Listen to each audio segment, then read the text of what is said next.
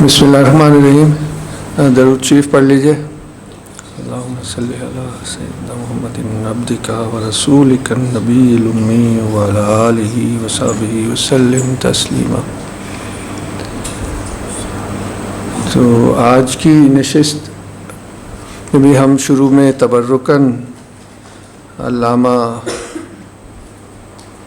नक्कन साहब जो मशहूर हैं लखनऊ के मरहूम अल्लामा सैयद अली नकी नकवी जो मशहूर थे नक्कन साहब के नाम से, बहुत बड़े 20वीं सदी के शिया आलिम और बहुत ही जिसे कहना चाहिए बैलेंस्ड और बड़े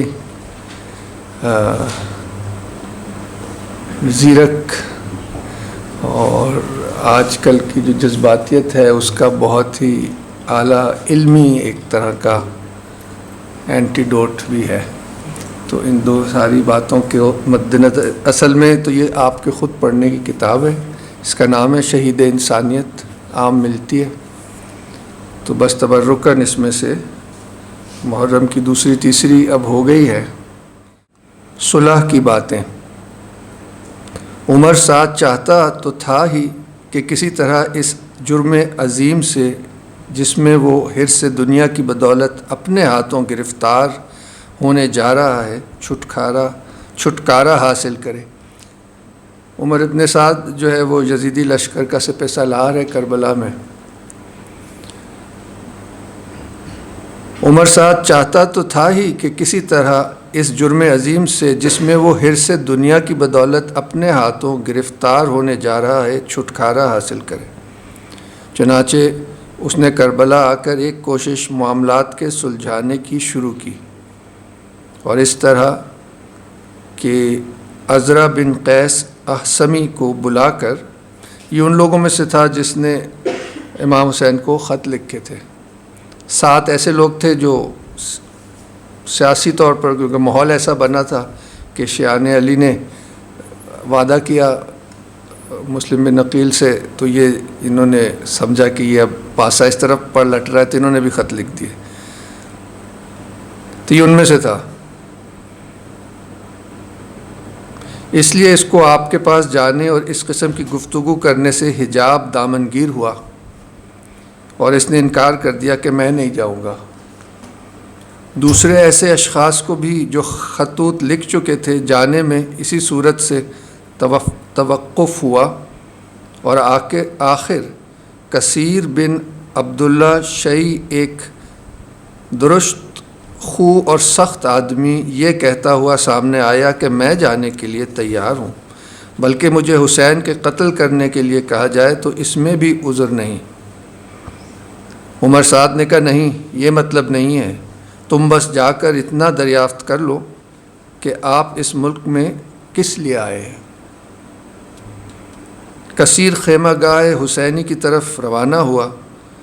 बहादुर अबू समामा साइदी ने, जो शायद उस वक्त खेमा इमाम हुसैन पर पहरेदार रहे थे, इसे दूर से देख लिया और इमाम अलैहिस्सलाम से अर्ज़ किया कि आपकी तरफ बदतरीन खल्क़ और इंतहाई सफ़ाक और खूंरेज़ शख्स आ रहा है।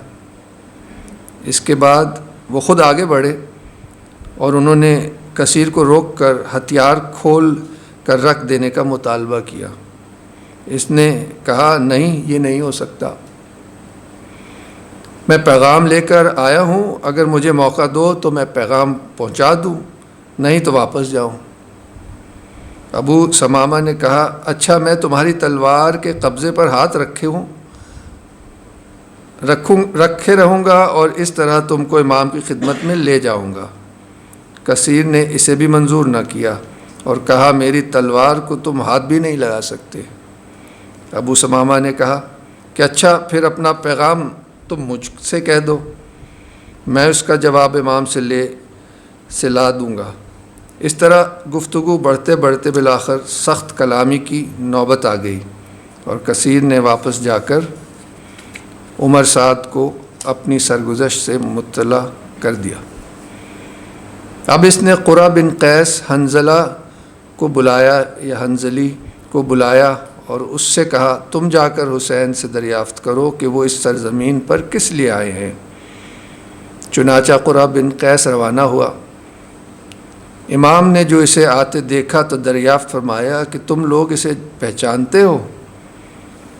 حبیب بن مظاہر نے کہا جی ہاں، یہ قبیلہ حنظلہ کا ایک شخص ہے، بنی تمیم میں سے، اور ننیہال کی طرف سے ہمارا عزیز ہوتا ہے۔ میں ایک عرصے سے اس کو جانتا ہوں اور میرے خیال میں یہ سنجیدہ و فرزانہ شخص ہے۔ مجھے یہ خیال نہ تھا کہ یہ اس وقت اس موقع پر جنگ کے لیے ہمارے مقابل آ جائے گا۔ اتنی دیر میں وہ آ گیا اور امام کی خدمت میں تسلیم بجا لاتے ہوئے اس نے عمر سعد کا پیغام پہنچایا، وہی کہ آپ کی تشریف آوری کا مقصد کیا ہے۔ حضرت نے فرمایا مجھ کو تمہارے شہر کے لوگوں نے لکھا تھا کہ میں آؤں، لیکن اب جب کہ وہ میرا آنا ناپسند کرتے ہیں تو میں واپس چلا جاؤں گا۔ جواب اتمام حجت کے مقصد کا حامل اور صلح پسندی کے مطابق ہونے کے ساتھ ساتھ بالکل صاف تھا۔ قاصد واپس جانے لگا۔ حبیب ابن مظاہر کو موقع تبلیغ کا مل گیا۔ کہنے لگے اے قرہ بن قیس، ظالم جماعت کی طرف کہاں واپس جاتے ہو؟ آؤ اور اس مظلوم کی مدد کرو جس کے بزرگوں کی بدولت تمہاری اور ہماری ہدایت ہوئی ہے۔ قرمہ نے کہا میں جو پیغام لایا تھا اس کا جواب پہنچا دوں، پھر غور کروں گا کہ مجھے کیا کرنا چاہیے۔ اس نے جا کر عمر سعد سے جواب امام حسین علیہ السلام کا بیان کیا۔ اس جواب سے اسے توقع پیدا ہوئی کہ اب صلح ہو جائے گی، لہٰذا اس نے عبید اللہ زیاد کے نام خط لکھا، یعنی حاکم کوفہ جو کوفے کے باہر فوج لے کے کھڑا تھا، خط لکھا کہ میں نے یہاں پہنچ کر حسین کے پاس اپنا نمائندہ بھیجا اور اس کے ذریعے سے دریافت کیا کہ وہ ادھر کیوں آئے ہیں، کیا چاہتے ہیں اور کیا مطالبہ رکھتے ہیں۔ انہوں نے کہا کہ اس ملک کے لوگوں نے مجھ کو لکھا تھا اور میرے پاس ان کے قاصد گئے تھے اور مجھے ادھر آنے کی دعوت دی تھی، لیکن اب جب وہ میرا آنا ناپسند کرتے ہیں اور ان کے خیالات میں تبدیلی ہو گئی ہے تو میں جہاں سے آیا ہوں ادھر ہی واپس چلا جاؤں گا۔ خط پہنچا، ابن زیاد نے پڑھا اور غرور اور تکبر، فرعونیت اور ظلم اور سفاکی کے جذبے کے ماتحت اس نے یہ شعر پڑھ کر اپنی تاریک ذہنیت کا ثبوت دیا۔ میں اس کا ترجمہ پڑھتا ہوں۔ اب جب کہ ہمارے چنگل ان تک پہنچ گئے ہیں تو وہ نجات کے طالب ہیں، ہرگز نہیں۔ اب وہ ہم سے بچ کر کہاں جائیں گے؟ اس نے عمر سعد کو لکھا، خط پہنچا اور حال معلوم ہوا، تم حسین کے سامنے یہ سوال پیش کرو کہ وہ اور ان کے تمام اصحاب یزید بن معاویہ کی بیعت کر لیں، اور جب وہ ایسا کر چکے گے تو پھر ہم رائے قائم کریں گے۔ خط کا انداز بتاتا ہے کہ ابن زیاد حضرت امام حسین علیہ السلام کے اتمام حجت پر مبنی جواب کی صحیح نوعیت کو نہیں سمجھا، اور اس نے خیال کیا کہ فوج کی کثرت کو دیکھ کر آپ ڈر گئے ہیں، اور اس لیے کہ میں جہاں سے آیا ہوں وہیں واپس چلا جاؤں گا۔ مگر عمر سعد حسین اور ان کے اصحاب کے تیوروں کو قریب سے دیکھ رہا تھا اور سمجھتا تھا کہ آپ علیہ السلام کا جواب صرف امن پسندی اور سلامت روی کا نتیجہ ہے، کسی ہیبت اور خوف پر مبنی نہیں ہے۔ اس لیے اس نے ابن زیاد کے اس خط کو بالکل نامعقول سمجھتے ہوئے کہا مجھے پہلے ہی اندیشہ تھا کہ امیر ابن زیاد امن و سکون کے خواہاں نہیں ہیں۔ پھر بھی اس نے یہ کیا کہ ابن زیاد کا خط امام حسین کے پاس بھیج دیا۔ امام حسین نے وہی کیا جو عمر سعد سمجھ چکا تھا، یعنی یہ ہرگز نہیں ہو سکتا، زیادہ سے زیادہ موت ہی تو ہے، میں اس کا خیر مقدم کرنے کے لیے تیار ہوں۔ عمر سعد نے یہ جواب امام حسین کا ابن زیاد کے پاس بھیج دیا۔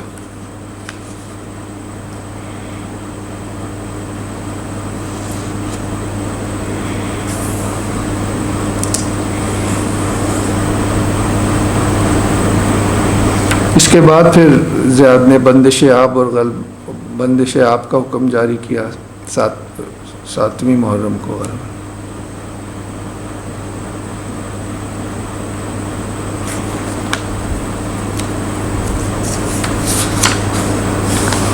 ایک پیراگراف اور پڑھ دیتا ہوں۔ تو وہ سختی کا تو آرڈر آ گیا، وہ اب ٹائم نہیں ہے پڑھنے کا۔ صلح کی آخری کوشش اور اس کا انجام۔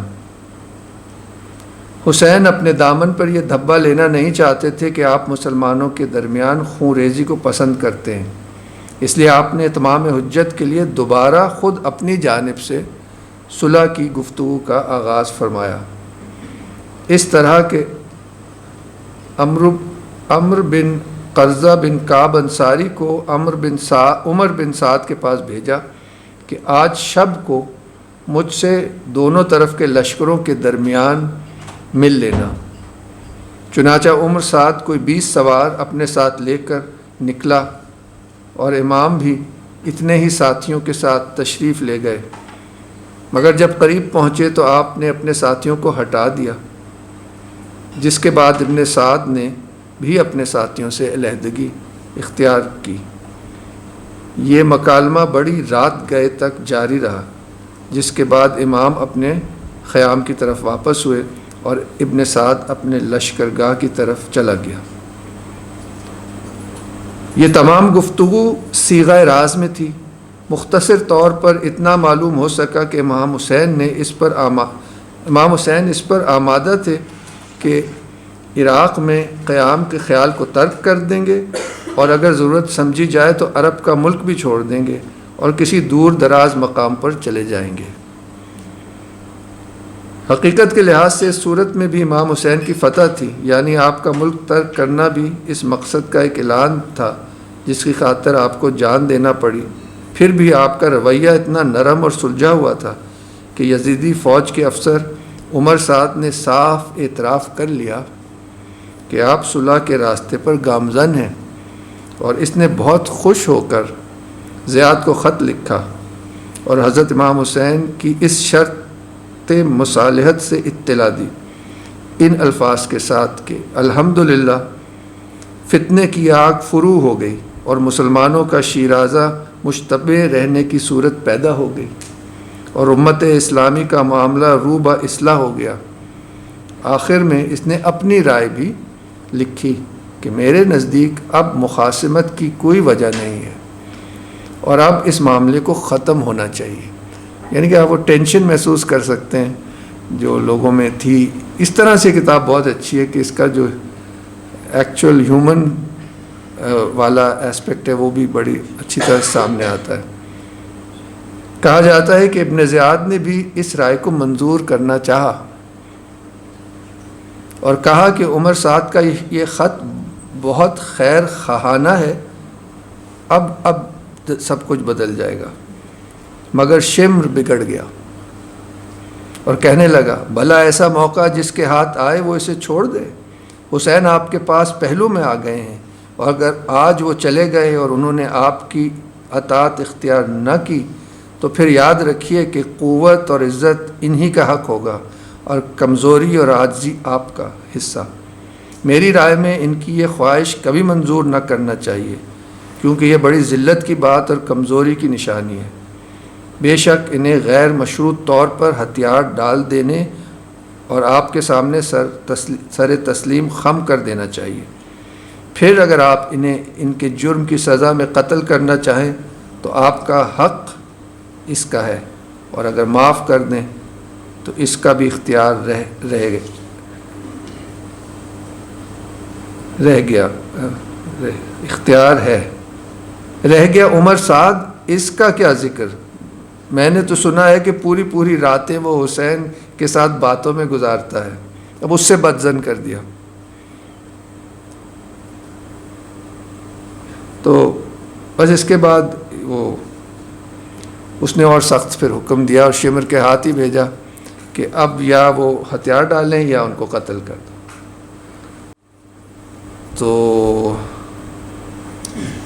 خیر یہ اب میرے خیال سے وقت نہیں ہے اور پڑھنے کا، مگر اس کو اگر میں سمری میں بیان کروں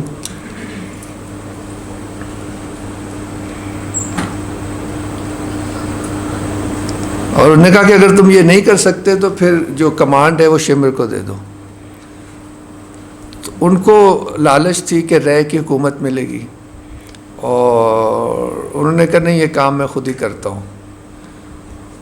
اور ابھی مجھے یاد نہیں آ رہا، مگر بہت ہی ڈرامیٹک ہے اور پڑھنے کے لائق ہے. تو بس اتنا ہی پیش کرنا چاہوں گا اس وقت. اس کے سید عباس نقوی کو میں دعوت دیتا ہوں کہ مختصر بیان پیش کریں. یہ شہید انسانیت جو بک ہے، اسی بک کا ایک چیپٹر ہے جس کی میں ریڈنگ کروں گا، اور جو کچھ بیان ہوا ہے اس بک سے اسی کی کنٹینیویشن ہے. چونکہ آخری سیٹنگ ہے آج، تو اس کی مناسبت سے میں نے یہ چیپٹر سلیکٹ کیا تھا. اس کا جو ٹائٹل ہے بیسیکلی وہ ہے حسینی موقف کی تشریح. موقف سے مراد مطلب جو سٹینس تھا ان کا، اس کو ایکسپلین کیا ہے نقن صاحب نے. جب کوئی صورت سمجھوتے اور مصالحت کی تھی نہیں تو پھر اب کیا رہ جاتا ہے؟ جنگ. مگر مادی طور پر جنگ کرنے کا سوال اس وقت پیدا ہی نہیں ہو سکتا تھا. تاریخی صورتحال یہ ہے کہ اس وقت حضرت علی بن ابی طالب کی وفات کو 20 برس گزر چکے تھے. بنی امیہ کی طاقت جو شام میں تھی حضرت علی ہی کے زمانے میں اتنی مضبوط ہو گئی، حضرت علی کی قوت سے صفین میں گویا برابر کی ٹکر لے لی. حضرت امام حسن کو اس سے مقابلے میں ایک شدید خونریزی کے آثار نظر آئے، جس کی وجہ سے آپ نے صلح کرنا بہتر سمجھا. حالانکہ اس وقت شیعان علی کی جمعیت منظم تھی، مگر اب 20 برس کی طولانی مدت گزرنے پر وہ جتھا پراگندہ ہو چکا تھا. ہزاروں آدمیوں کے ضمیر خریدے جا چکے تھے، بہت سے ثابت قدم لوگوں کے سر قلم کیے جا چکے تھے، اور بہت سو کو جیلوں میں بھرا جا چکا تھا. بقیہ لوگ خوف و دہشت اور بددلی سے ادھر ادھر پریشان و پشیمان ہو گئے تھے. ایسی صورت میں دمشق سے شہنشاہی اقتدار کے مقابلے میں جنگ کا سوال ہی کیا پیدا ہو سکتا تھا؟ اس کے علاوہ آپ کا مقصد جو یزید کے مقابلے میں تھا وہ مادی جنگ سے حاصل بھی نہیں ہو سکتا تھا. اس کی تشریح آئندہ کی جائے گی، آگے وہ ایکسپلین کر رہے ہیں. اس کے بعد حضرت امام حسین بیعت سے انکار کر رہے تھے تو کیا کریں گے؟ اسے اگر حسین کر کے نہ دکھلاتے تو ہماری ہرگز سمجھ میں نہ آتا. حسین نے یہی طے کیا کہ وہ جنگ کریں گے، مگر جنگ کا طریقہ بدل دیا. جتنی لڑائیاں ہوتی ہیں ان میں طاقت کا مقابلہ طاقت سے ہوتا ہے. حسین نے سب سے پہلے یہ نمونہ پیش کرنا چاہا کہ آپ طاقت کا مقابلہ کردار سے کریں گے. آپ نے یہ طے کیا کہ آپ اقتدار کا مقابلہ بے بسی سے، کثرت کا مقابلہ قلت سے، اور ظلم کا مقابلہ مظلومیت کے ساتھ کریں گے. اور یہ وہ طریقہ جنگ تھا جس کا مشاہدہ اس سے پہلے دنیا نے نہیں کیا تھا. آپ محسوس کر رہے تھے کہ تعلیمات اسلام پر ایسا غلاف چڑھ گیا ہے جسے آئندہ صدیوں کو اور قیامت تک آنے والی نسلوں کو پتہ بھی نہیں چلے گا کہ حقیقتاً وہ تمدن، وہ آئین معاشرت اور وہ نظام زندگی کیا تھا جسے پیغمبر نے دنیا کے سامنے پیش کیا تھا. یہ ظاہر ہے کہ بعد کی آنے والی نسلوں کے لیے سابقہ حالات معلوم کرنے کا ذریعہ اگر کوئی ہو سکتا ہے تو وہ کتب تواریخ ہیں. یہی تاریخ کی دوربین ہے جس کے ذریعے سے صدیوں اور ہزاروں برس کے پہلے کے حالات کا انسان مطالعہ کرتا ہے. اسلامی دنیا میں سلاطین اسلام کا شہنشاہی اقتدار اتنا نمایاں تھا کہ اگر اسلامی تمدن و تہذیب کی جانچ کے لیے کوئی طالب تحقیق تاریخ کے اوراق پر نظر ڈالتا تو اس کو اسلام کی سرزمین پر دمشق اور بغداد کے اونچے قصر نظر آتے. وہ بڑے بڑے پھاٹک دکھائی دیتے جن پر زرتار و جواہر سے مرصع تخت نظر آتا، اور زریں کم غلاف صف باندھے ایستادہ میں جبینوں کے جھرمٹ، شراب کے دور، مغنی کی صدا اور ساز و تر کے نغموں کی گونج. پیشوا اسلام کی بارگاہ میں نماز کا وقت آتا ہے تو وہ بھی سلام کرتا ہوا چلا جاتا. مؤذن کی صدا آتی ہے مگر نشاط و تر کے نکارہ خانے میں طوطی کی آواز بن کر سنائی نہیں دیتی. جب وہ نظارہ دیکھتا تو کیا یہی رائے قائم نہ کرتا کہ اسلام کا تمدن یہی ہے اور یہی وہ تہذیب ہے جس پر مسلمان نازاں ہیں؟ یقیناً ایسا ہی ہوتا کہ وہ وہاں کا آئین و نظام بطور مثال پیش کیا جاتا. ان کے افعال مسلمانوں کے افعال بتائے جاتے اور ان کا کردار ہی ایک ایسا آئینہ ہوتا جس میں مسلمانوں کی تصویر نظر آتی۔ کہاں نظر آتے محلہ بنی ہاشم کے وہ ٹوٹے پھوٹے کھنڈر جن میں کچھ بوڑھے، کچھ جوان اور کچھ بچے اپنے خالق کی یاد میں مصروف ہیں۔ وہ دروازے جہاں غریب و محتاج اور مسکین آتے ہیں تو اپنے سامنے کا کھانا اٹھا کر دے دیا جاتا ہے اور خود فاقے سے دن گزار لیے جاتے ہیں۔ جہاں غلام و کنیز سے مساویانہ برتاؤ کیا جاتا ہے، کہاں نظر آتے وہ چہرے جن پر محنت و مشقت برداشت کرنے سے زردی چھائی ہوئی ہوتی ہے، وہ ہونٹ جو ذکر الہی سے خشک ہو گئے ہوں، وہ افراد جن کا نصب العین یہ ہے کہ کسی غریب کو اٹھاؤ، کمزور کی مدد کرو، کسی محتاج و بے کس کی دستگیری کرو، کسی مظلوم کو ظلم سے نجات دلاؤ اور دنیا کو اپنے اخلاق سے نمونہ جنت بناؤ۔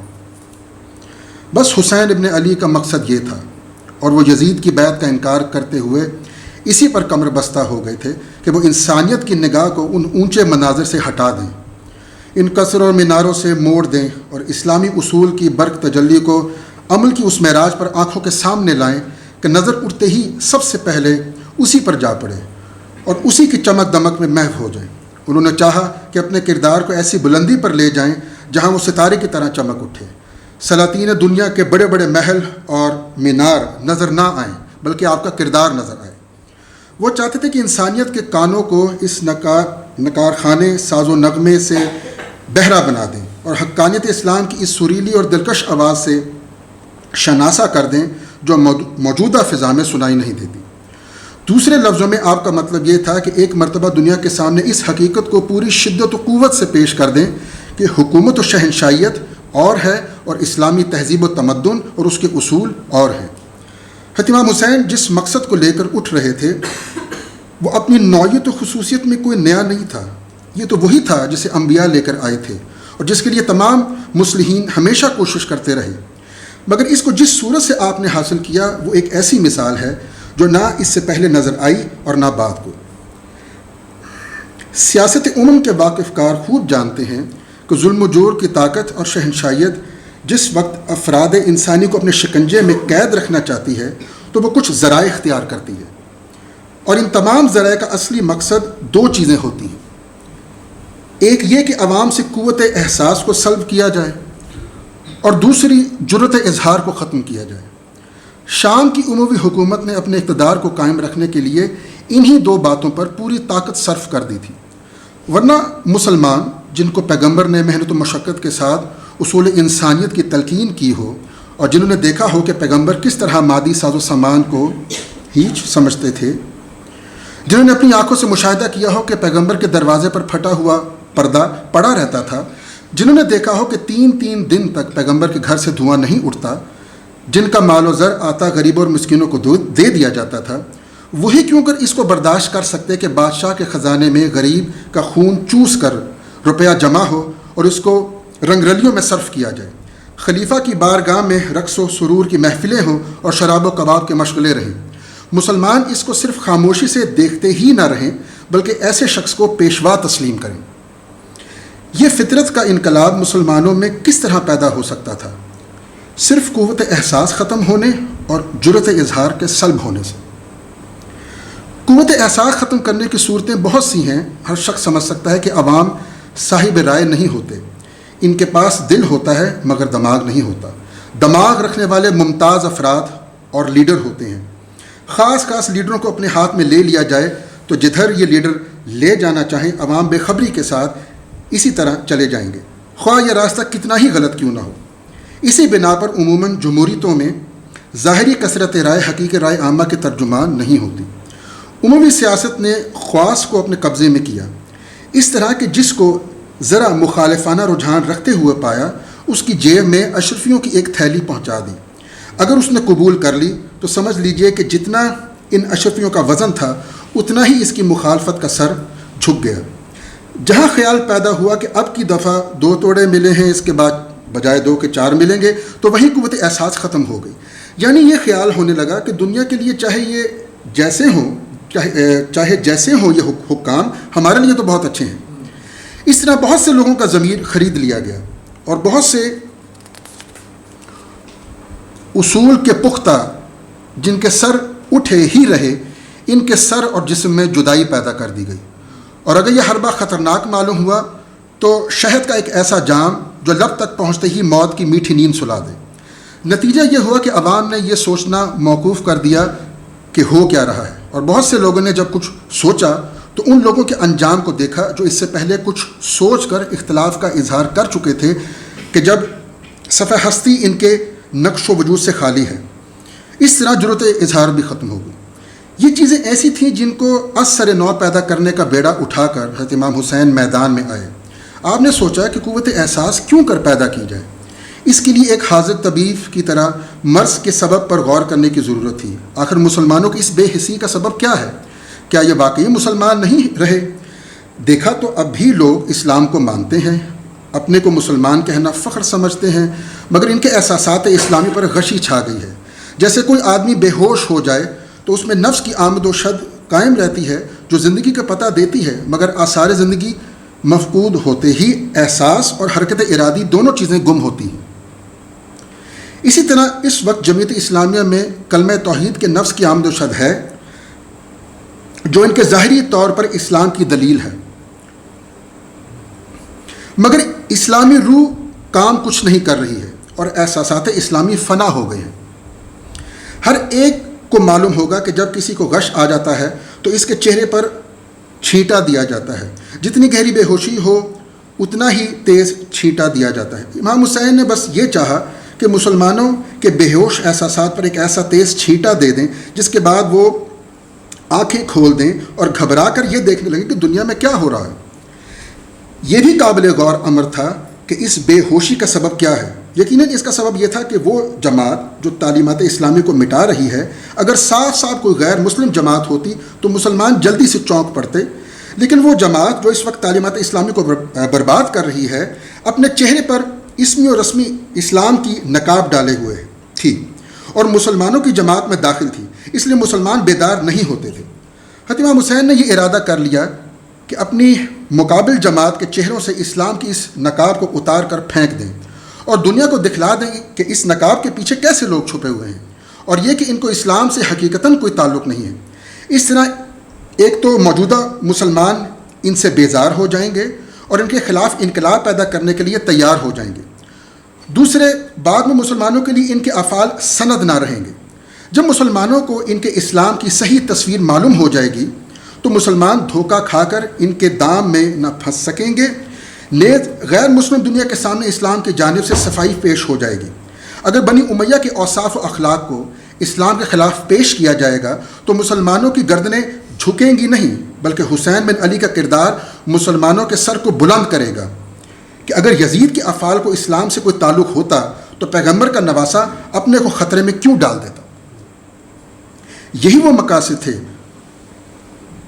جو تمام کمال مادی جنگ سے حاصل نہ ہو سکتے تھے۔ مادی جنگ سے جو فتح حاصل ہوتی ہے اس سے افراد و اشخاص قتل ہوتے ہیں مگر ذہنیت قتل نہیں ہوتی۔ سلطنتوں میں انقلاب ہو سکتا ہے مگر افراد جمعیت کے احساسات میں انقلاب نہیں ہوتا۔ حسین بن علی اشخاص کو قتل کرنے نہیں اٹھے تھے، یزید کو ہلاک کرنا نہیں چاہتے تھے، وہ یزیدیت کو قتل کرنا چاہتے تھے۔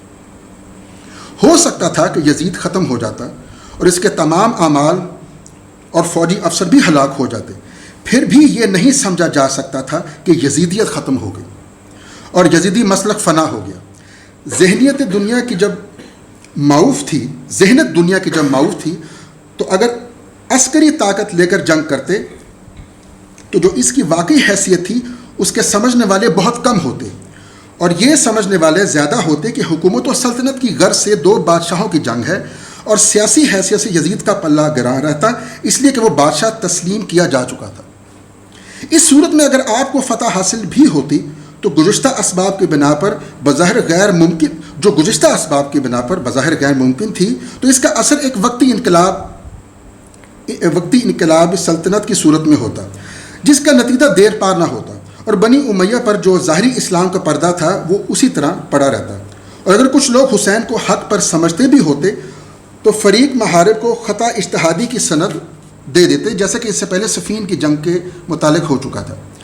اس صورت میں بنی امیہ کے باطنی حالات کا اس درجہ انکشاف کہ جو ان سے ہمدردی کا کوئی گوشہ انسانیت کے دل میں باقی نہ رکھے ہرگز نہیں ہو سکتا تھا، اور جب تک ان سے نفرت انتہائی درجے پر پیدا نہ ہوتی اس وقت تک ان امتیازات و اقدار کی مکمل شکست نہیں ہو سکتی تھی جنہیں بنی امیہ نے عملی طور پر قائم کرنا چاہا تھا۔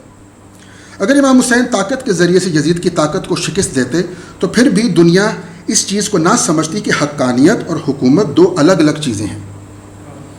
حسین بن علی کی فتح ویسی فتح سمجھی جاتی جو بادشاہوں کی فتح ہوتی ہے، یعنی اگر آپ یزید کو شکست دے کر سلطنت پر قابو حاصل کر لیتے تو آپ کی سلطنت کو دنیا سلطنت ہی سمجھتی، اسلام کی حقیقت نہ سمجھتی۔ حالانکہ تاریخی حالات بتلاتے ہیں کہ اس طرح کی مکمل فتح آپ کو کبھی حاصل ہی نہیں ہو سکتی تھی۔ بڑی سے بڑی مادی کامیابی بھی آپ کی محدود حیثیت رکھتی، یعنی اس صورت میں کہ جب کوفے میں حالات سازگار ہوتے اور سب لوگ آپ کی حکومت تسلیم کر لیتے تو زیادہ سے زیادہ وہی ہوتا جو حضرت علی بن ابی طالب کو وقت سے مجبور ہو کر کرنا پڑا تھا، یعنی عراق و حجاز وغیرہ کی حکومت امام حسین کے پاس اور شام کی حکومت یزید کے پاس ہوتی۔ دونوں طرف کی حکومتوں میں مقابلہ ہوتا اور مسلمانوں کی طاقتیں آپس میں لڑ کر پاش پاش ہوتی رہتی، مگر امام حسین ایسی کامیابی حاصل کرنا چاہتے تھے جو نہ با اعتبار حدود مملکت محدود ہو اور نہ با اعتبار حدود زمانہ محدود ہو۔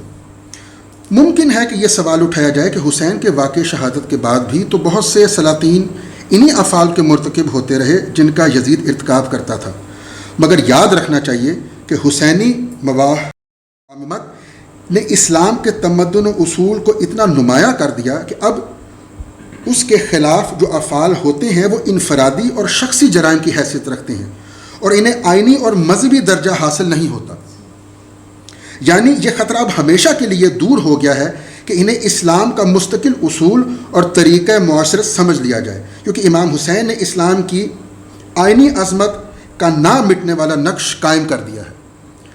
گزشتہ بیان سے یہ صاف ظاہر ہو گیا ہے کہ حسین بن علی کے لیے اپنے مقصد کے حصول کا صرف ایک ہی ذریعہ تھا اور وہی جسے انہوں نے اختیار کیا، اور اس کے سوا کوئی دوسرا ذریعہ نہ تھا۔ ہاں میں دعوت دوں گا صدف اور کو سعود سلام اور بادشاہ کے ساتھ تینوں دوسرے والے آپ دونوں ادھر بیٹھے جیسے بتاتے ہیں شیان بتائیں۔ آپ خاص صاحب نے اجازت دیں گے تو کریں۔ میں نے اجازت دے دی نہیں وہ تارپورہ اچھا ہوتا نہیں، ان کو کسی نے بتایا چلو۔ تو یہ تینوں جو ہیں یہ اسپینش کے استاد ہیں، مسلم شگر بہت پرومیننٹ کلاسیکل ووکلسٹ ہیں، یہاں بیٹھے ہوئے ہیں۔ ابھی وہ بھی پیش کریں گے سعود سلام، اس سے پہلے ان کے تین شاگرد عباس صاحب اور صدر ماں جی درود پڑھیے۔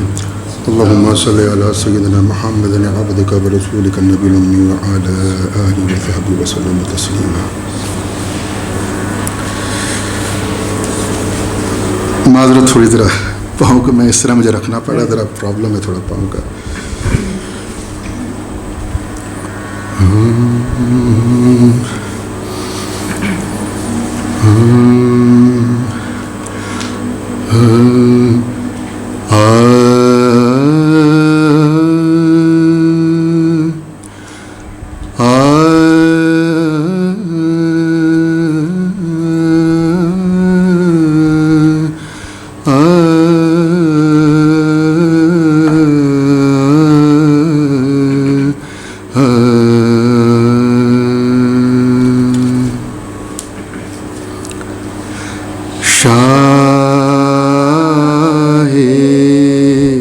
نجف کے باشی مولا شاہ نجف کے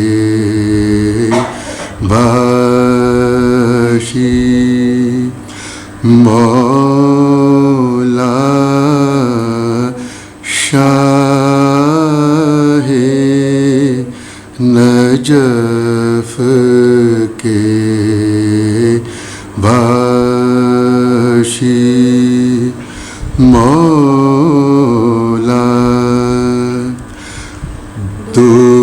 दुखियन के सुनो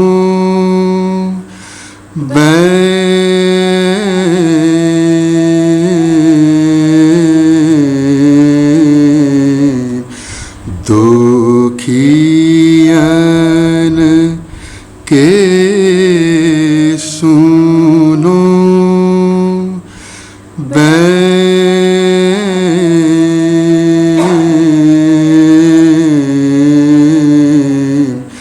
शाह नजफ के भाषी मौला शाह नजफ के भाषी मौला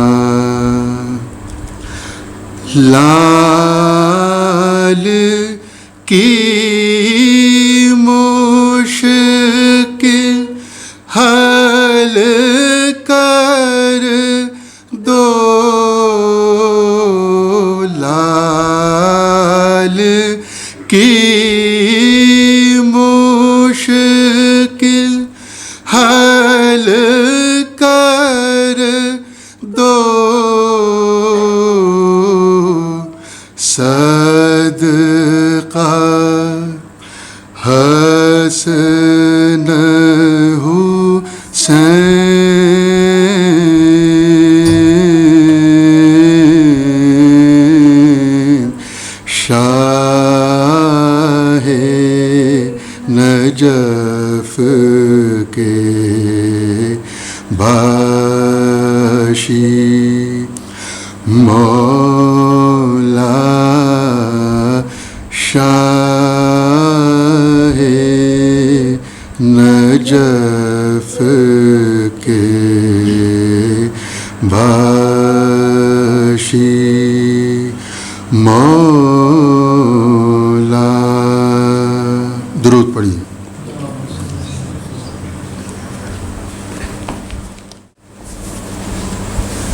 अब मैं दावत दूंगा मुस्लिम शगन साहब को। अहमद आया हुआ आ जाओ जी, सॉरी। अब मैं इससे पहले दावत दूंगा मोहम्मद अहमद साहब को, जो बहुत अच्छा सलाम पढ़ते हैं, कि आप आके अपना नज़राइन अक़ीदत पेश कीजिए इमाम की बारगाह में। बिस्मिल्लाह।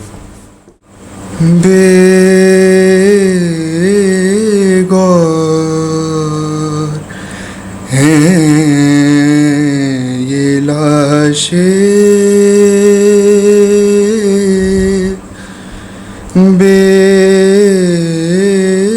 बेगौर हैं ये लाशें, इन पर कफन नहीं है, क्या उम्मते नबी में रस में दफन नहीं है, बेगौर हैं ये लाशें।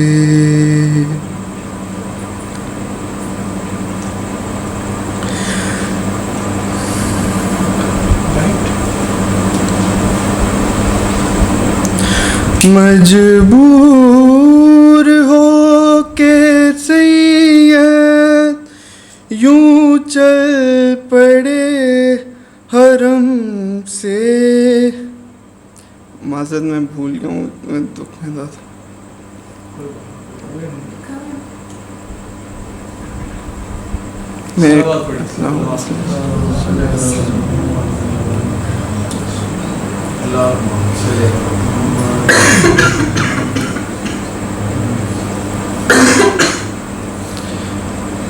مست شہیدوں کے لہو سے جب ہوا ہونے لگی، مست شہیدوں کے لہو سے جب ہوا ہونے لگی، وہ جہاں پہنچی مریضوں کو شفا ہونے لگی، وہ جہاں پہنچی مریضوں کو شفا ہونے لگی، مست شہیدوں کے لہو سے۔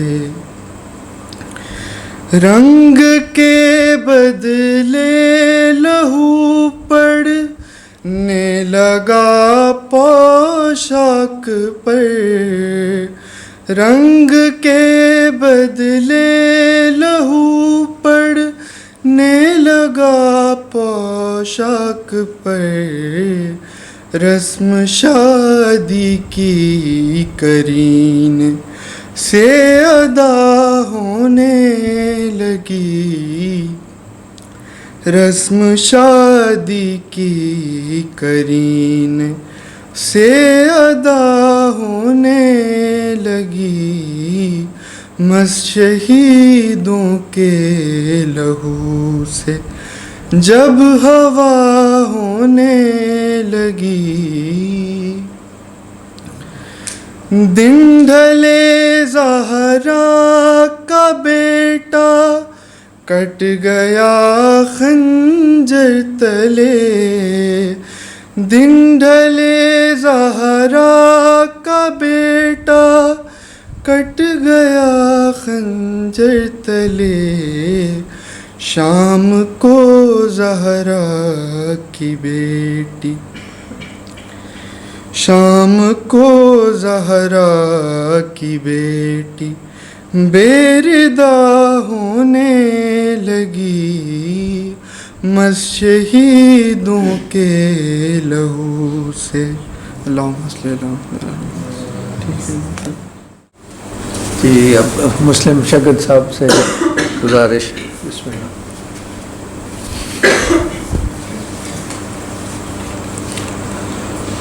سب مل کر درود پڑھ دیجیے ایک بار، اللہم صلی اللہ علیہ وسلم۔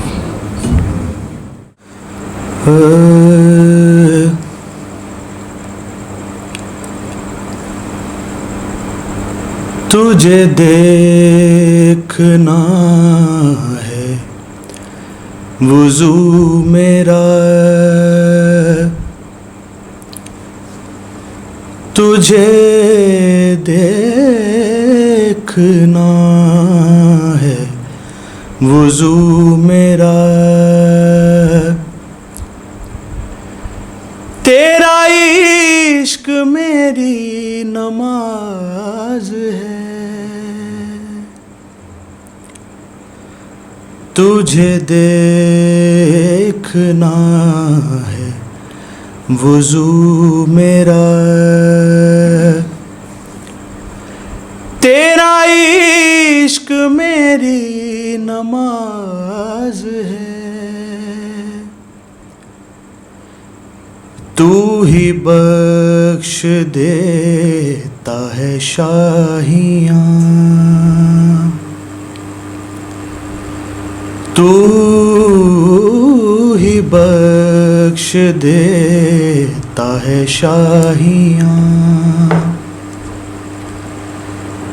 تو بڑا غریب نواز ہے، تجھے دیکھنا ہے وضو میرا،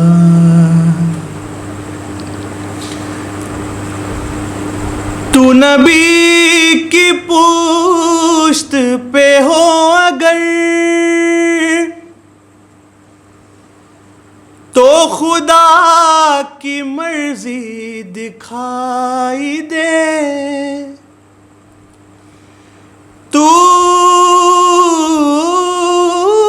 نبی کی پشت پہ ہو اگر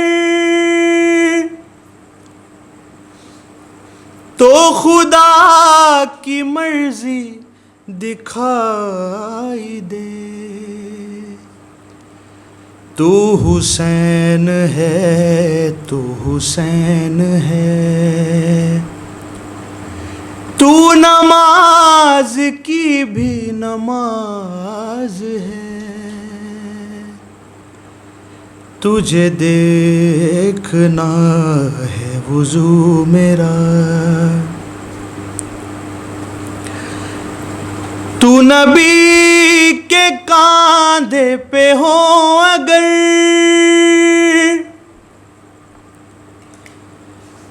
تو نبی کے کاندھے پہ ہو اگر، تو خدا کی مرضی دکھائی دے. تیرے ہاتھ میں ہے یہ دو جہاں، کہ نبی کی زلفیں دراز ہیں.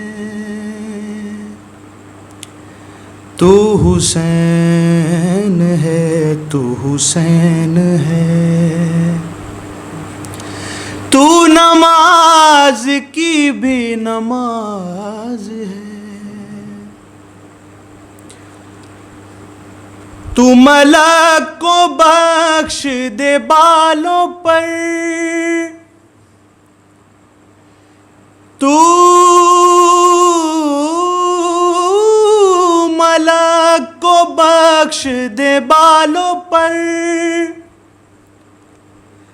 تو کسی کو بیٹے عطا کرے. تیرے بچپنے کی ضدوں پہ بھی پروردگار کو ناز ہے. تجھے دیکھنا ہے وضو میرا، تو عبادتوں کا سجود ہے، تو شہادتوں کا قیام ہے. تو عبادتوں کا سجود ہے، تو شہادتوں کا قیام ہے. تو ولایتوں کا رکوع بھی ہے، تو ہی لا الہ کا راز ہے. تجھے دیکھنا ہے وضو میرا. درود پڑھ لیجیے. اللہم صلی علی محمد و آل محمد. مستند کلام میں دو اشعار اس کے.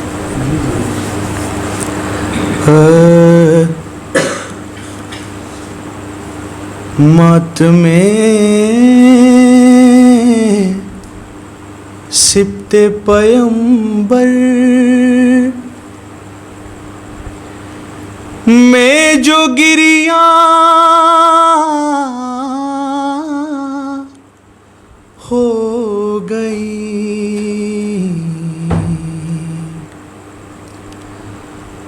ماتم سبط پیمبر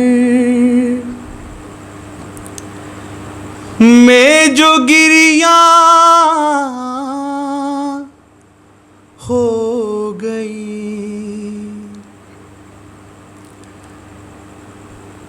ماتم سبط پیمبر میں جو گریاں ہو گئی، حشر میں آنکھیں میری بخشش کا سامان ہو گئی ماتم سبط پیمبر میں جو گریاں ہو گئی حشر میں آنکھیں میری بخشش کا سامان ہو گئی. اللہم صلی اللہ. میں آخر میں دعوت دوں گا آغا حامد رضا فاضل جو یہاں ہستنیس پر فلسفہ اور عرفان کے استاد ہیں بہت عرصے سے.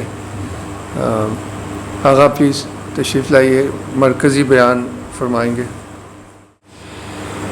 بسم اللہ الرحمن الرحیم وبہ نستعین وہو خیر ناصر ومعین.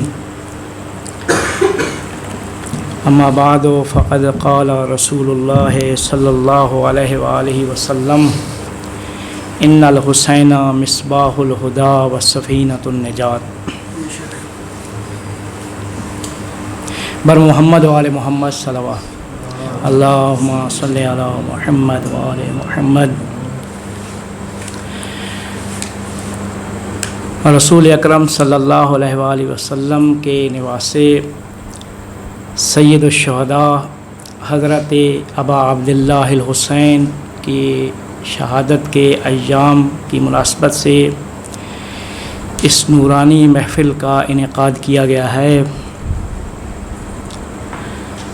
حسین ابن علی کے اس مقصد اور اس نہضت اور جو تحریک جو 1400 سال پہلے حسین ابن علی نے وہ کربلا کے میدان میں وہ شہادت کا نذرانہ پیش کیا تھا، اس کے متعلق بعد میں بڑے بڑے مفکرین نے اپنے آراء اور نظریات پیش کیے تھے. ہر متفکر نے اپنے ذہن کے متعلق حسین ابن علی کے اس قضیہ اور واقعہ کربلا کو سمجھنے کی کوشش کی ہے. کوئی متکلم تھا تو اس نے اپنے کلامی ذہن سے اس کو سمجھا، کوئی فلسفی تھا تو اس نے فلسفی ذہن سے سمجھا، کوئی عارف تھا تو اس نے اپنی عرفانی نگاہ سے اسے سمجھا. لیکن ہم آج حسین ابن علی کے اس واقعہ کربلا کو عرفانی نقطہ نگاہ سے سمجھنے کی کوشش کریں گے. وہ عرفانی نقطہ نگاہ جو کہ حضرت امام حسین علیہ السلام کی شہادت کے بارے میں جو مفکرین نے ایک بہت بڑا نظریہ پیش کیا ہے کہ اس دور میں معاشرہ اتنا گناہوں میں ڈوب چکا تھا کہ اس معاشرے کو حسین ابن علی کی شہادت کی ضرورت پڑ گئی تھی. تو حسین ابن علی نے اپنی جان اور اپنے اہل و عیال کی جان کا نذرانہ پیش کیا تھا. لیکن انہوں نے تھوڑا سا اس ظاہری نگاہ سے سمجھنے کی کوشش کی تھی. اس ظاہری نگاہ کو عرفاء نے اپنی باطنی اور معنوی نگاہ سے سمجھنے کی کوشش کی ہے، جس میں بڑے بڑے نام ہیں: خیام، عبد الرحمن جامی، سید ابن طاؤس، شاہ ولی اللہ محدث دہلوی، اور ان کے علاوہ دوسرے بزرگان نے حضرت امام حسین علیہ السلام کے متعلق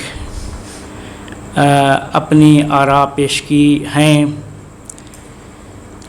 لیکن ہم جو عرفانی نگاہ سے اس قضیے کو سمجھنے کی کوشش کریں گے تو وہاں ہم یہ ڈھونڈنے کی کوشش بھی کریں گے کہ کیا اس نظریے کے متعلق خود حسین ابن علی کی کلام میں بھی کچھ شواہد پائے جاتے ہیں یا نہیں؟ حسین ابن علی جب مدینہ سے چلے تھے تو مدینہ سے رخصت ہونے کے بعد 28 رجب کو مدینہ سے رخصت ہوئے. اس کے بعد مولا مکہ میں تشریف لاتے ہیں اور 8 ذی الحجہ تک مکہ میں موجود ہوتے ہیں. تو اس دوران مولا نے اپنے عرفانی خطبات پیش کیے ہیں جو کہ تاریخ کی کتب میں موجود ہیں. لیکن جو شہادت کا عرفانی نظریہ عرفاء نے پیش کیا ہے وہ خود حسین ابن علی کی کلام میں بھی موجود ہے. ہم اسے تھوڑا سا واضح کرنے کی کوشش کریں گے. اب عرفانی نظریہ کیا ہے؟ عرفان کیا کہتا ہے؟ عرفان کا تعلق انسان کے باطن، انسان کی روح، انسان کے قلب سے ہے.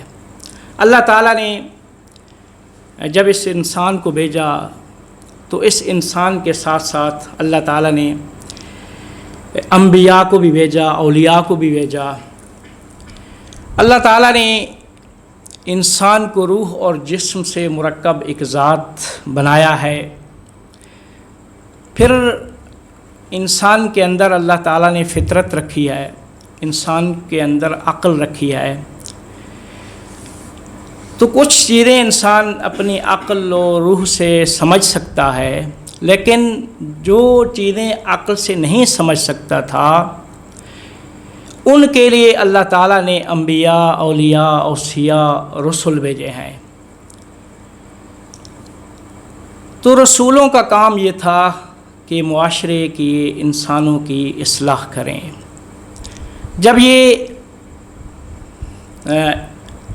رسولوں کا اور انبیاء کا جو سلسلہ تھا وہ ختم ہوا، بات امامت تک پہنچی، تو امامت کا حقیقی اور اصلی کام بھی انسانوں کی باطنی، روحانی اور معنوی ہدایت تھی.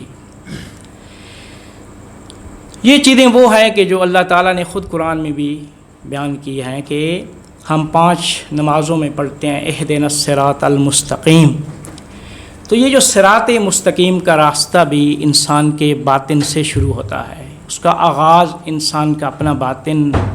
انسان جب اپنے باطن کو پاک کرتا ہے، تہذیب نفس کرتا ہے، تزکیہ نفس کرتا ہے، تو ایک صراط مستقیم کے اوپر انسان سفر کرنا شروع کر دیتا ہے. تو یہ اس کا سفر، اسے عرفاء عرفانی سیر و سلوک کا نام بھی دیتے ہیں. تو یہ سفر انسان جب آگے بڑھاتا ہے تو آگے جب بڑھاتا ہے تو پھر انسان آگے درجات اور مراحل کو طے کرتا ہے، عبور کرتا ہے مراحل کو.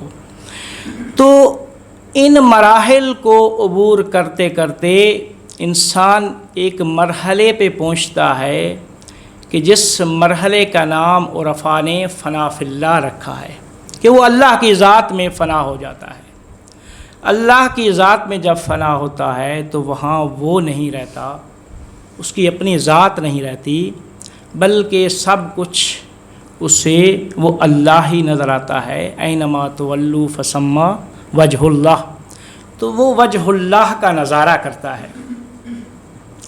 تو یہ عرفاء کے سیر و سلوک کا جو آخری درجہ ہے وہ فنا فی اللہ کا درجہ ہے. تو یہ عرفاء اس طریقے سے اس درجے تک پہنچتے ہیں. لیکن عرفاء کی جب ہم تاریخ اور ان کے کلام کو پڑھتے ہیں تو بہت سارے عرفاء یہ حسرت کرتے ہوئے نظر آتے ہیں کہ کاش ہمیں شہادت کا درجہ بھی نصیب ہو جاتا. شہادت اور شہید ہونا، اس کا تعلق عشق الہی سے ہے. شہید جو ہوتا ہے، جو شخص اللہ کی راہ میں جان دیتا ہے، اللہ کی راہ میں جان دیتا ہے، شہید ہوتا ہے، تو وہ اس وجہ سے ہوتا ہے کہ اسے اللہ کی ذات سے عشق ہوتا ہے۔ اللہ کی ذات سے عشق کے بغیر انسان شہید نہیں ہو سکتا، وگرنہ ہر انسان اپنی جان کو بچانے کے درپے ہوتا ہے، وہ طرح طرح کی کوشش کرتا ہے، مصلحتوں سے کام لیتا ہے کہ اس کی جان بچ جائے۔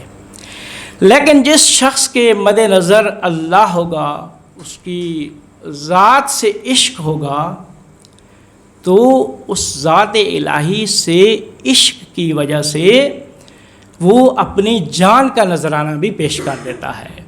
تو جہاں جب عشق الہی میں نہ پھر وہ عاشق رہتا ہے، نہ وہ عشق رہتا ہے، بلکہ فقط وہ معشوق ہی رہتا ہے۔ عاشق و عشق وہاں پہ یہ نابود اور محو ہو جاتے ہیں، فقط معشوق ہی معشوق ہوتا ہے۔ تو جب اس درجے پہ انسان پہنچتا ہے تو اس درجے کو بالا ترین درجے کا نام و رفع دیتے ہیں۔ اس کو ہم جب حدیث قدسی کی میں دیکھتے ہیں تو حدیث قدسی میں بھی اللہ تعالیٰ یہ ارشاد فرماتا ہے کہ من طلبنی وجدنی، جو مجھے طلب کرتا ہے، میرا طالب ہوتا ہے، وہ مجھے پا لیتا ہے۔ من طلبنی وجدنی، جو میرا طالب ہوتا ہے مجھے پا لیتا ہے، اور جو مجھے پا لیتا ہے وہ میری معرفت حاصل کرتا ہے۔ من وجدنی عرفنی، من وجدنی عارفنی، اور جو میری معرفت حاصل کر لیتا ہے وہ مجھ سے محبت کرتا ہے۔ جو میری معرفت حاصل کرتا ہے وہ مجھ سے محبت کرتا ہے۔ ومن احبنی عاشقنی، ومن احبنی، اور جو مجھ سے محبت کرتا ہے پھر وہ مجھ سے عشق بھی کرتا ہے، اور پھر جو مجھ سے عشق کرتا ہے، من عشقتہ قتلتہ، وہ عشق کا نتیجہ قتل ہے۔ وہ جو مجھ سے عشق کرتا ہے، من عشقتہ قتلتہ، میں جس سے عشق کرتا ہوں اس کو قتل کر دیتا ہوں۔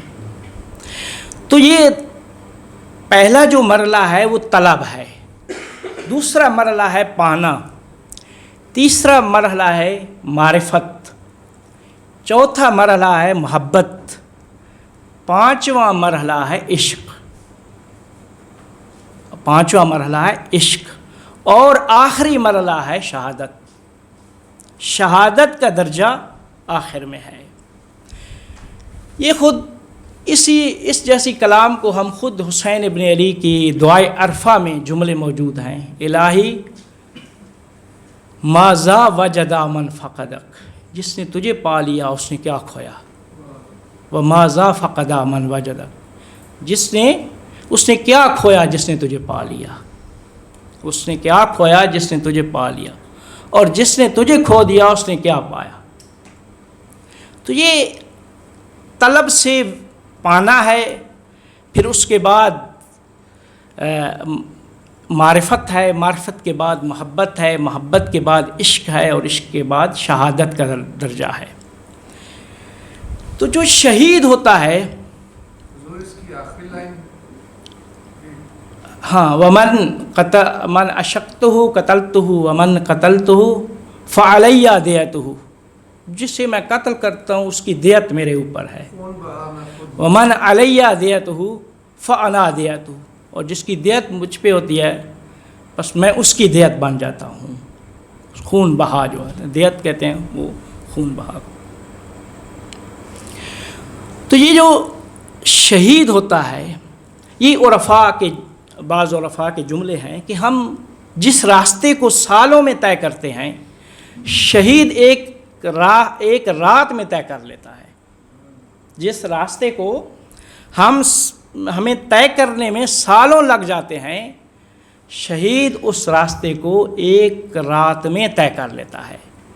کیونکہ شہید تب شہید بنتا ہے جب وہ عشق الہی کے درجے پہ فائز ہوتا ہے۔ اور عشق الہی میں ہوتا کیا ہے؟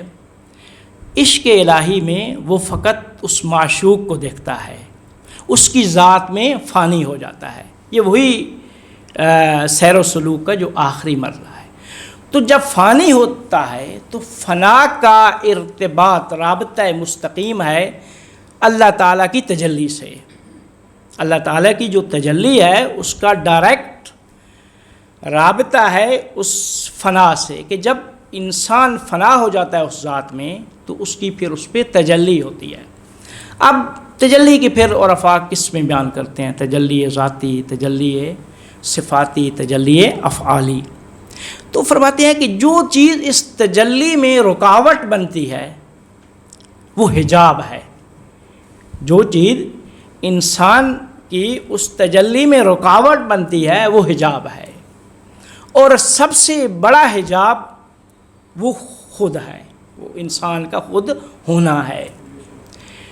تو جو بھی حجاب چاہے نورانی ہوں چاہے ظلمانی ہوں، چاہے نورانی ہوں چاہے ظلمانی حجاب ہوں، تو عاشق کیا کرتا ہے جب اس درجے پہ فائز ہوتا ہے تو ان حجابات کو ہٹانے کی کوشش کرتا ہے۔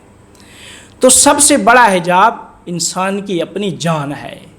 تو شہید کیا کرتا ہے کہ اللہ کے اس راستے میں اپنی جان دے دیتا ہے۔ جب جان دیتا ہے تو اس جان کو تقدیم کرنے کے نتیجے میں وہ وجہ اللہ کا نظارہ کرتا ہے، وجہ اللہ کا نظارہ کرتا ہے۔ اور جب وجہ اللہ کا نظارہ کرتا ہے تو حدیث میں ہے کہ یہ وہ مقام ہے جو انبیاء کا مقام ہے۔ اور شہید جو ہوتا ہے، شہید کا جو درجہ ہے یا شہید کے بارے میں جو صفات بیان کی گئی ہیں، شہید کو انبیاء کے ہم درجہ قرار دیا گیا ہے۔ کیونکہ شہادت انسان تب شہید ہوتا ہے یا تب شہادت کے درجے پر فائز ہوتا ہے جب وہ عشق الہی کے اس اعلیٰ ترین مرتبے پہ فائز ہو کر اپنی جان کا نذرانہ پیش کرتا ہے۔ اب جب اس نے حجابات ہٹا دیے، جان کا نذرانہ پیش کرتا ہے، تو شہید اس وقت جب شہید ہونا چاہتا ہے تو اللہ کی ذات کے اوپر اس کا اعتقاد اور اس کی توکل جو ہے، فیضا عظمت فتوکل علی اللہ، تو یہ اللہ کی توحید اور توکل، اس کے نتیجے میں عرفاء کہتے ہیں کہ اسے مقام رضا حاصل ہوتا ہے۔ یہ صبر سے بالا تر ایک مقام ہے، مقام رضا۔ صبر کا تعلق سختیوں سے ہوتا ہے، مصائب و مشکلات سے ہوتا ہے، کہ انسان کے اوپر مصائب و مشکلات آتی ہیں تو اللہ تعالیٰ انسان کو صبر عطا کرتا ہے، اس صبر کی انسان کو قوت عطا کرتا ہے۔ لیکن ایک مقام رضا ہے، مقام رضا ہے۔ تو رضا میں عارف کیا کرتا ہے، اس سے سب کچھ کیا ہے وہ خوبصورت نظر آتا ہے۔ جو کچھ بھی ہو رہا ہوتا ہے، چاہے اس کے اوپر جتنی بھی مشکلات آتی ہیں، وہ اسی مشکلات سب خوبصورت دکھائی دے رہی ہوتی ہیں۔ یہی وہ وجہ تھی کہ جب بی بی زینب سلام اللہ علیہا جب یزید کے دربار میں گئی تو یزید نے جب کہا کہ اللہ نے تمہارے ساتھ کیا کیا ہے، تم کو ذلیل کیا ہے اللہ نے، تو بی بی نے فرمایا ما رأیت منہ الا جمیلا، سوائے خوبصورتی کے میں نے خدا سے کچھ نہیں دیکھا۔ یہ بی بی اس مقام رضا کے اس درجے پہ فائز تھیں۔ پھر یزید کو مخاطب کر کے بی بی نے فرمایا تھا کہ قد قیدک وسع سایک، جتنی کوشش کر سکتے ہو کرو، جتنا دوڑ لگا سکتے ہو لگاؤ، واللہ لا تمحو ذکرنا، اللہ کی قسم تم ہمارا ذکر نہیں مٹا سکتے۔ بی بی نے یزید کو چیلنج کیا تھا وہاں پہ کہ تم اللہ کی قسم جو کچھ کرنا چاہو، جتنے ہماری اوپر تم نے ہمارے بچوں کو قتل کیا، جوانوں کو قتل کیا، ہمارے مردوں کو، ہماری عورتوں کے اوپر ظلم لایا، لیکن ان سب کے باوجود واللہ لا تمحو ذکرنا، تم اللہ کی قسم تم ہمارا ذکر نہیں مٹا سکتے۔ یہی وہ وجہ تھی کہ آج تک ان کا ذکر کیا ہے، 1400 سال گزرنے کے باوجود اس ذکر میں اضافہ ہے، کمی نہیں ہے۔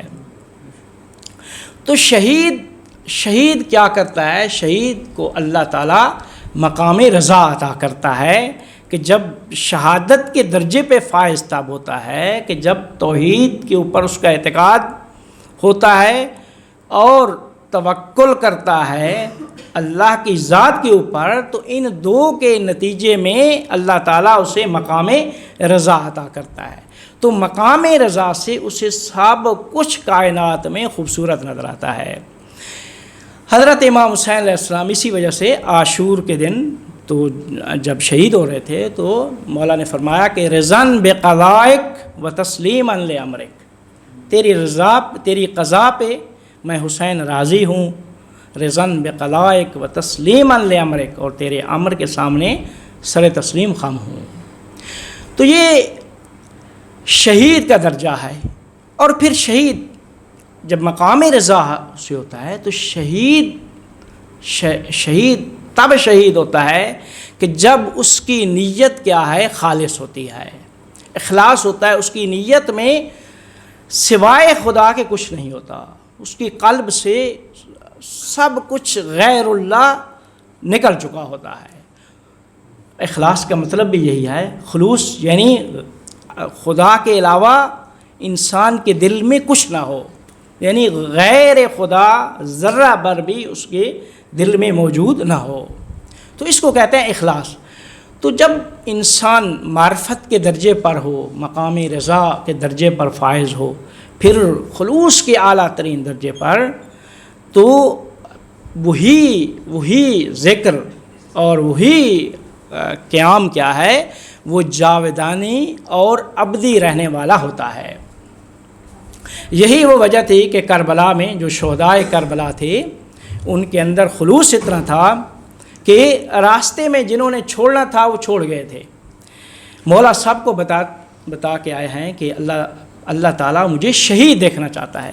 جب مدینہ سے نکل رہے تھے تو مولا نے یہی فرمایا کہ ان اللہ شاء ان یرانی قتیلا، میں نے خواب میں دیکھا ہے، مجھے نانا نے فرمایا ہے کہ اللہ تعالیٰ تجھے شہید دیکھنا چاہتا ہے، اللہ تعالیٰ تجھے مقتول دیکھنا چاہتا ہے۔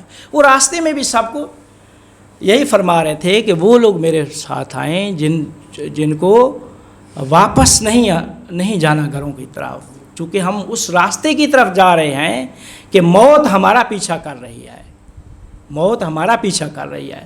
اور جب کربلا پہنچے تو 72 کے 72 لوگ خالص پہنچے تھے، جن کے مد نظر فقط خدا تھا۔ اسی وجہ سے شب عاشور جب حسین ابن علی نے وہ چراغ بجھایا تھا کہ جنہوں نے جانا ہے چلے جائیں، تو کوئی ایک آدمی بھی مولا کو چھوڑ کر نہیں گیا تھا، سب نے، چونکہ جب مولا نے ان کی وہ درجات جو یقین کا درجہ تھا وہ دیکھا تو مولا نے پھر سب کو جو جنت میں مقام تھا ہر ایک کو اپنا مقام دکھایا۔ شب عاشور ہر صحابی کو اپنا مقام دکھایا، تو وہ تو اس یعنی درجے پہ فائز ہو چکے تھے کہ عاشور کے دن ان کی نگاہ میں اللہ کی راہ میں اپنی جان کا نذرانہ پیش کرنا کچھ نہیں تھا، وہ تو سب کچھ انہیں خوبصورت اور شیرین دکھائی دے رہا تھا۔ تو یہ عام جو شہید کا درجہ ہے کہ شہادت میں شہید کو اللہ تعالیٰ مقام رضا کے درجے پر فائز کرتا ہے، لیکن وہ شہید کہ جو حسین ابن علی ہو اور جسے سارے عرفاء کہتے ہیں کہ وہ انسان کامل تھے، تو انسان کامل حسین ابن علی، جس کو شاہ ولی اللہ محدث دہلوی فرماتے ہیں وہ قطب عارفان تھے، عارفوں کے قطب حسین ابن علی ہیں، راہ حسین ابن علی راہ محمد ہے، فرماتے ہیں کہ راہ حسین ابن علی راہ محمد ہے۔ کیونکہ حسین ابن علی وہ شہید تھے کہ جنہوں نے پورے اس دورانیے میں کوشش کی ہے کہ اپنی اس امت کی اصلاح کریں۔ امام کا کام ہی انسانوں کی باطنی اصلاح کرنا ہے، انسانوں کی روحانی اصلاح کرنا ہے۔ اسی وجہ سے جب مدینہ سے جا رہے تھے تو مولا نے فرمایا کہ انما خرجت لطلب الاصلاح فی امت جدی رسول اللہ، میں اپنے نانا کی امت کی اصلاح نفس کے لیے جا رہا ہوں. میں چاہتا ہوں یہ نانے کی امت جو ہے نا یہ اچھی بن جائے, نیک بن جائے. کیوں یہ اللہ کے راستے سے منحرف ہے. تو یہ انحراف حسین ابن علی کو پسند نہیں تھا, جس کے ایک بارے میں خود عاشور کے دن حسین ابن علی 2-3 جگہ پہ کہتے ہیں کہ مولا نے گریہ کیا تھا. ایک آخری وقت میں ایک دفعہ جب صحرائے کربلا میں جب سارے اصحاب, سارے اپنے ان کے جوان سب شہید ہو چکے تھے, تو حسین ابن علی تنہا رہ گئے تھے. تو اس وقت تو اس کی تلوار کی جو ہے نا نوک کے اوپر پیشانی رکھ کے مولا گریہ کرنا شروع کرتے ہیں. بیوی فرماتی ہیں, بی بی زینب سلام اللہ علیہا, کہ اب آپ اتنا گریہ کیوں فرما رہے ہیں؟ سارے اتنے بڑے بڑے صحابی شہید ہوئے, اپنے جوان بیٹے, اتنا گریہ آپ نے نہیں کیا, اب کیوں گریہ کر رہے ہیں؟ تو مولا فرماتے ہیں کہ میں دیکھ رہا ہوں کہ میرے نانا کی امت کثیر تعداد میں جہنم کی طرف جا رہی ہے. وجہ کیا تھی؟ وجہ یہ تھی کہ خطبہ جب دیا مولا نے عاشور کے دن, تو خطبے میں مولا نے ان کو ان کی اصلاح کے لیے مولا نے خطبے دیے, ان کو راہ راست کی طرف لانے کی مولا نے کوشش کی. تو کافی لوگوں نے یہ کہا کہ آپ کی باتیں ہمیں سمجھ میں نہیں آ رہی. تو اس وقت مولا نے کیا فرمایا کہ کیوں نہیں سمجھ آ رہی؟ کیونکہ تمہارے شکم حرام سے پر ہیں, تم نے زندگی میں حرام کھایا ہے, کہ حرام کا ایک لقمہ بھی اگر شکم میں جائے گا تو ہدایت کی بات تمہارے اوپر اثر نہیں کرے گی.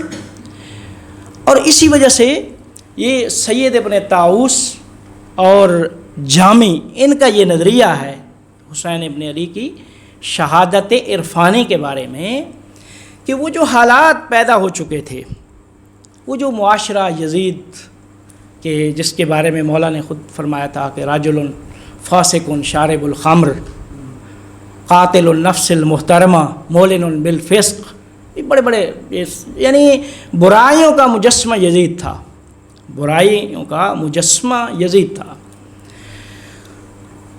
تو اب اس معاشرے میں کہ جہاں کچھ بات ہدایت کی بات آپ کریں تو ان کے اوپر کوئی اثر نہ دکھائے, اب بڑی کوشش کی حسین ابن علی نے, لیکن زیادہ اکثریت کیا ہے اس طرف تھی.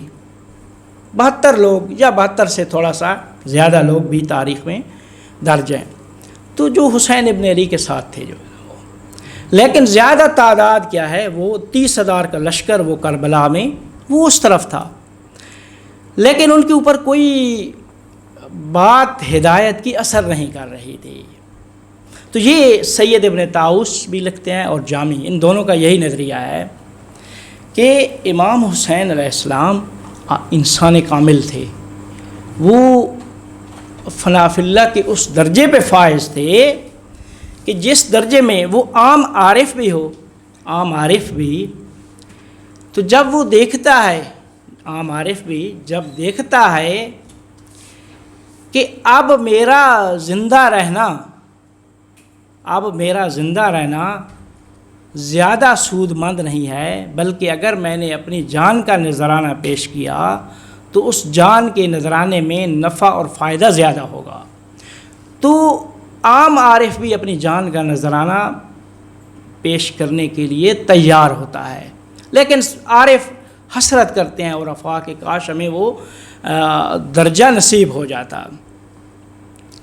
لیکن وہ فرماتے ہیں کہ سید ابن طاؤس اور ملا جامی کہ ہوا کیا تھا اس وقت, اس یزید کے اس معاشرے میں ہوا یہ کہ ایک طرف وہ معاشرہ ہے, ایک طرف امام حسین علیہ السلام ہے, ایک طرف اللہ ہے.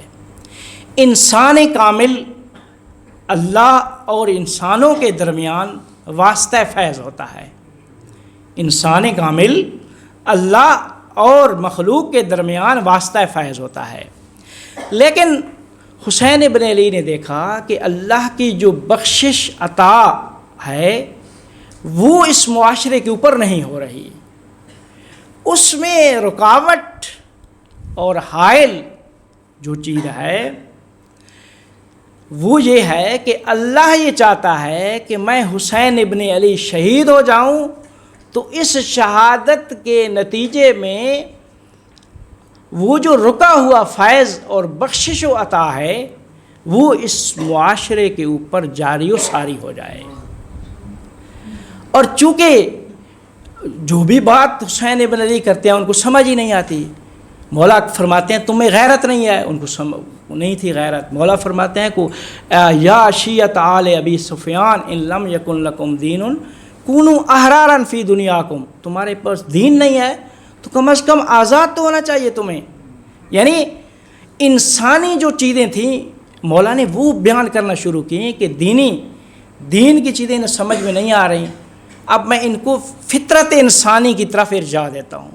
مولا نے ان سب کو فطرت کی طرف جو ہے نا وہ پلٹانا شروع کیا، لیکن وہ انسانی جو چیزیں تھیں وہ بھی اس معاشرے میں ختم ہو چکی تھیں۔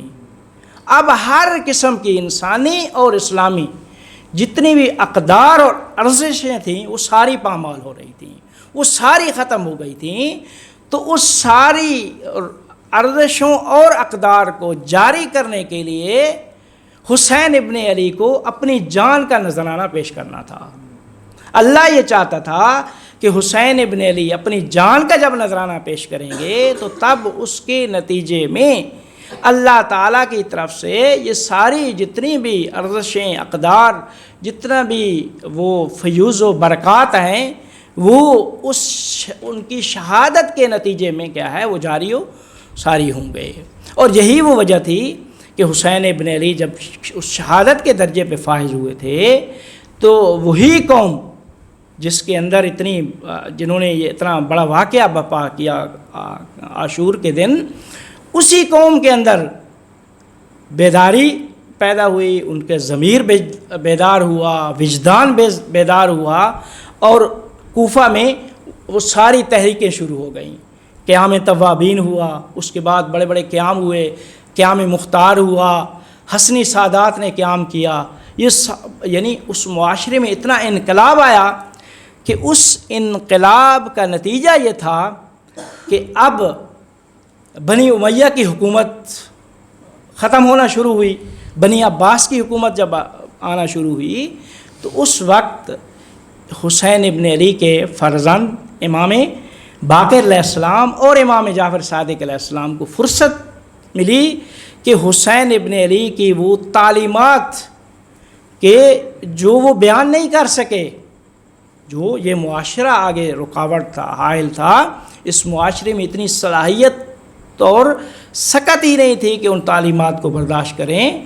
تو اب جب بنو امیہ کی حکومت متزلزل ہوئی، بنو عباس کی حکومت نے اقتدار میں آنا شروع کیا، تو اس وقت بہترین موقع اور فرصت امام باقر علیہ السلام اور امام جعفر صادق علیہ السلام نے دیکھی اور بیٹھ کے ساری تعلیمات جو تھیں وہ بیان کی۔ اسی وجہ سے سب سے بڑی درسگاہ تاریخ کی 4000 شاگرد امام جعفر صادق کے اس درس میں بیٹھتے تھے، تو ساری کی ساری جتنے علوم تھے وہ امام جعفر صادق علیہ السلام نے بیان کیے۔ وہ کس کا نتیجہ تھا؟ یہ حسین ابن علی کی شہادت کا نتیجہ تھا۔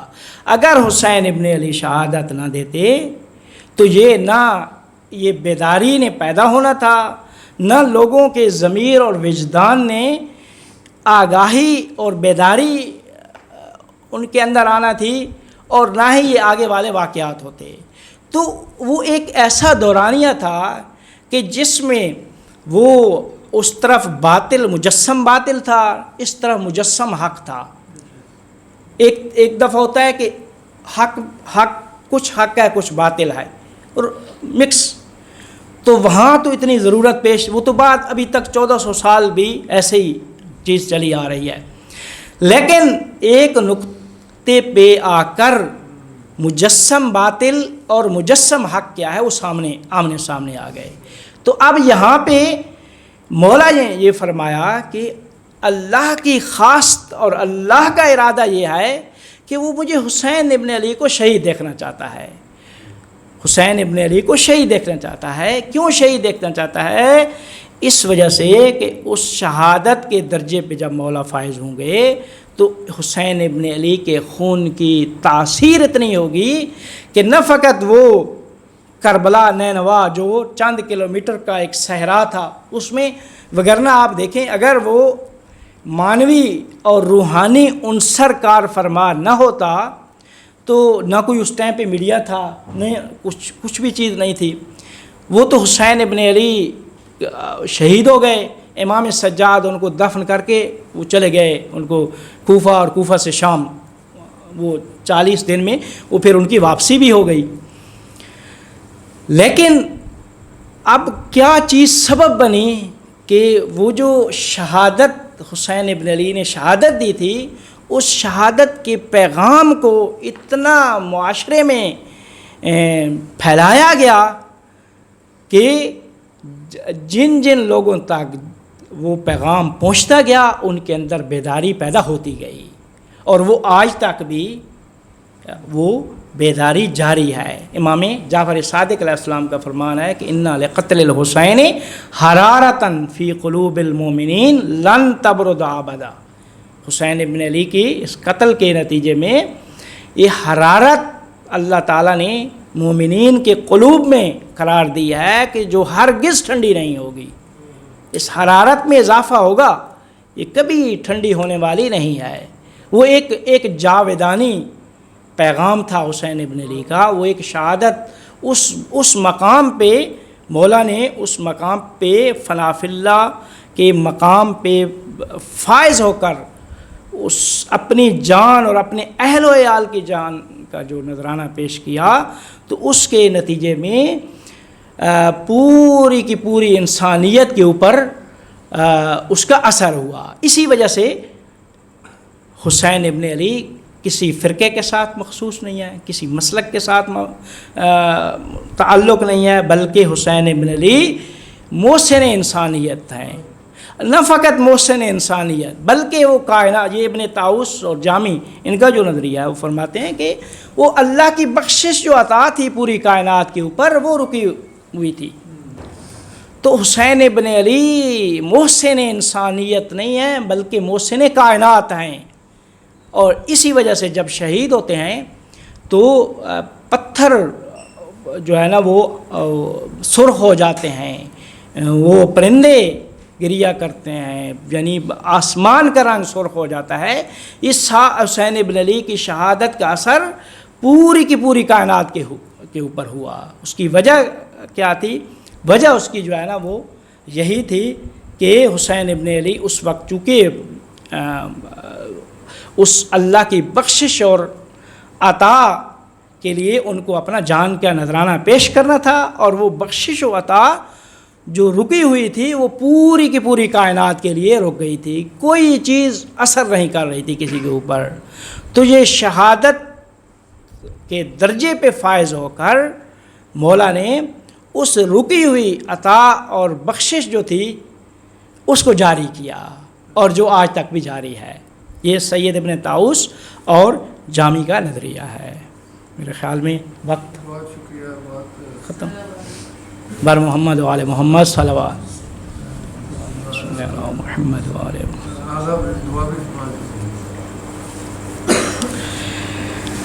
اللہم صلی علی محمد و آل محمد یا محمود بحق محمد یا علی بحق علی یا فاطر السماوات بحق فاطمہ یا محسن بحق الحسن یا قدیم الاحسان بحق الحسین علیہ السلام و تسعۃ المعصومین من ذریۃ حسین علیہ السلام. اللہم انا نسألک زیادۃ فی العلم و برکۃ فی الرزق و صحۃ فی الجسم و طولا فی العمر و نورا فی القلب و توبۃ قبل الموت و راحۃ عند الموت مغفرۃ بعد الموت و دخولا فی الجنہ و نجاۃ من النار. اللہم اجعلنا من المرحومین ولا تجعلنا من المحرومین. ربنا تقبل منا انك انت السميع العليم برحمتك يا ارحم الراحمين. اللهم صل على محمد. لنگر کا اہتمام کیا